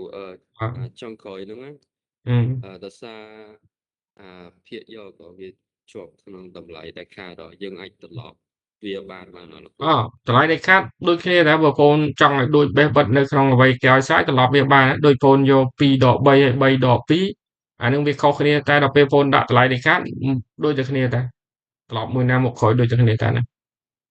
ព្រោះវានៅក្នុងតម្លៃដែលខាតបាទ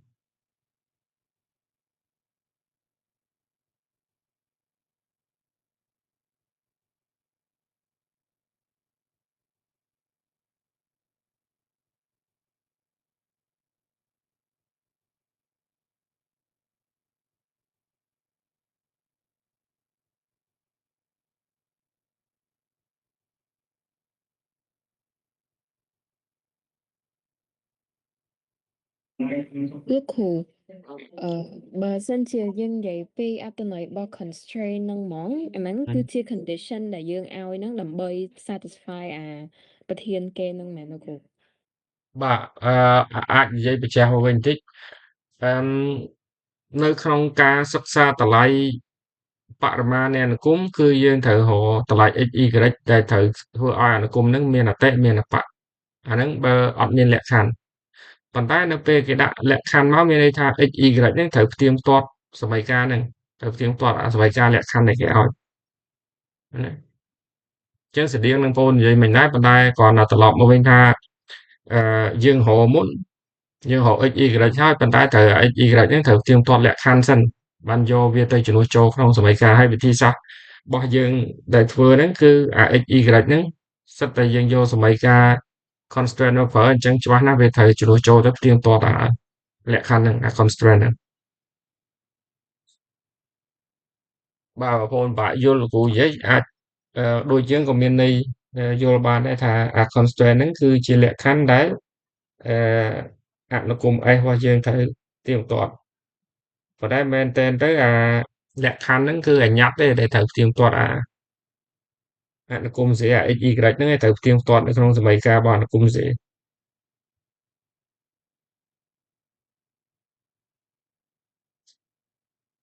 មានន័យទៀត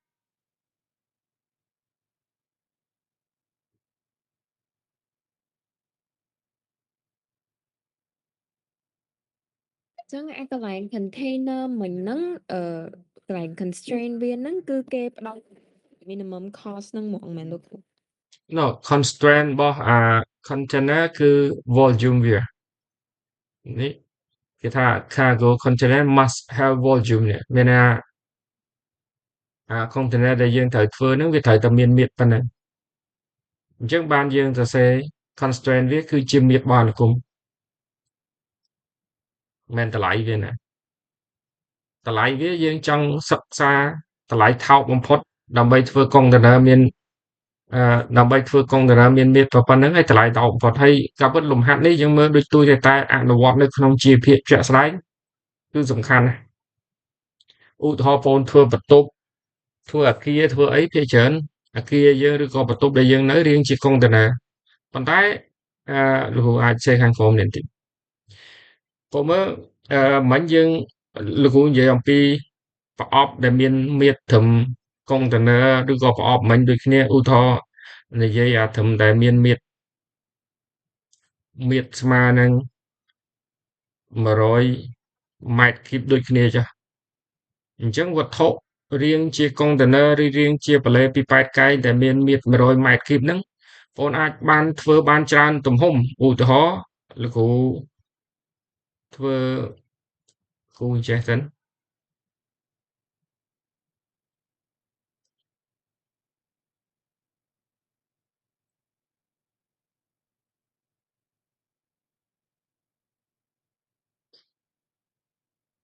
ញ្ចឹងឧទាហរណ៍បងយកអានេះ2ម៉ែត្រអានេះផាក់ផាយគ្នាប៉ុន្តែលោកគ្រូឧទាហរណ៍យកអានេះ5ម៉ែត្រអញ្ចឹងអាបដ ாய் នេះត្រូវ10ម៉ែត្រអញ្ចឹងបងយកវាគុណចូលគ្នាចេញមាត្ររបស់ហ្នឹងអញ្ចឹងបងឃើញមាត្រវា100ដូចគ្នាប៉ុន្តែបើបងគិតពីតម្លៃហើយឧទាហរណ៍លោកគ្រូធ្វើអានេះមួយទៀតប៉ុន្តែលោកគ្រូក្នុងករណីនេះលោកគ្រូធ្វើអានេះរៀងកុំឲ្យវាវែងពេក5ម៉ែត្រ100ដូចគ្នាអញ្ចឹងឧទាហរណ៍អានេះអាចថា4អានេះ5ដូចគ្នាអញ្ចឹងអានេះគ្រាន់ឧទាហរណ៍4 5អានេះទៅទៀត12ម៉ែត្រដែរណាអូខេគ្រាន់តែបងអត់ចាំបាច់ឆ្ងល់2ម៉ែត្រគូទៅដូចវែងអត់ទេអាហ្នឹងយើងអត់ផ្ដោតសំខាន់លើរូបទេឧទាហរណ៍វែងនេះអញ្ចឹងបងប្អូនគិតមាត្រវាមិនដូចគ្នាមាត្រវា100ម៉ែត្រគីបដូចគ្នាអញ្ចឹងអាមាត្រនេះគឺជារបស់ដែលគេចង់បានប៉ុន្តែអ្វីដែលគេសួរតើជ្រុងហ្នឹងហើយវត្ថុហ្នឹងត្រូវរៀងតែជាចតុកោណកែងតើសំដៅរៀងជា container ឬប្លេវីប៉ែតកែង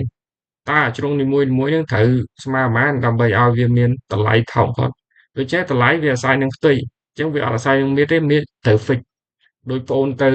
ឧទាហរណ៍ទៅធ្វើផ្ទះឬទៅធ្វើអីគេសួរយើងថាគេចង់បានផ្ទះទំហំប៉ុណ្ណាអញ្ចឹងគេនិយាយអំពីទំហំនិយាយពីមាត្ររបស់វាអញ្ចឹងបងអូនជាអ្នកគណនាបងអូនត្រូវសិក្សាតើដើម្បីបានមាត្រឬទំហំដោយអ្វីដែលគេចង់បានយើងត្រូវធ្វើទៅតឹងបដោយកម្ពស់ប៉ុន្មានដើម្បីឲ្យចំណាយលុយតិចបំផុតហើយបងប្អូនធ្វើវត្ថុមួយអត់អីឧទាហរណ៍យើងធ្វើផ្ទះល្វែងធ្វើអីច្រើនអញ្ចឹងអារបស់ដែលយើងធ្វើដូចគ្នាដែរបើសិនជាយើងអត់សិក្សា យើងខាតតម្លៃបន្តិចបន្តិចតែដល់ពេលយើងច្រើនហ្មងចូលគ្នាវាទៅជាច្រើនតម្លៃអញ្ចឹងបានជាយើងត្រូវសិក្សាវាហើយពីរចំណុចលំហាត់ខាងលើមិញដែលយើងត្រូវចាំរូបបញ្ជាក់ម្ដងទៀតនៅពេលនិយាយអំពីទំហំរបស់វត្ថុអានឹងគេផ្ដោតសំខាន់លើមាត្រវាបើនិយាយអំពីតម្លៃរបស់វត្ថុគេអាស្រ័យលើផ្ទៃវាអញ្ចឹងបានលំហាត់និយាយអំពី container មិញគេចង់បានមាត្របែបហ្នឹងអានេះមិនមែនជា objective function ទេប៉ុន្តែដោយសារគេចង់ឲ្យវាចំណាយលុយតិចបំផុតនៅក្នុងការសាងសង់អញ្ចឹងកាលណាតាក់ទងជាមួយចំណាយលុយតិចបំផុតឬក៏ច្រើនបំផុតហ្នឹងគឺវាអាស្រ័យលើផ្ទៃវាអញ្ចឹងអា objective គឺជាផ្ទៃរបស់ container អា constraint គឺជាមាត្រ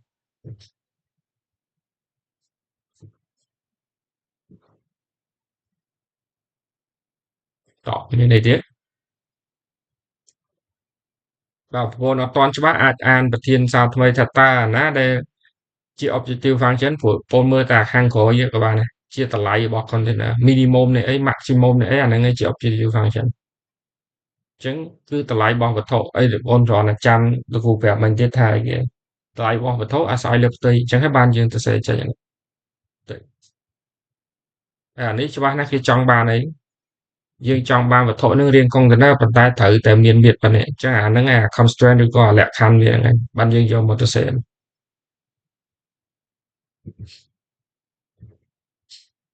ខេមានអីទៀតមក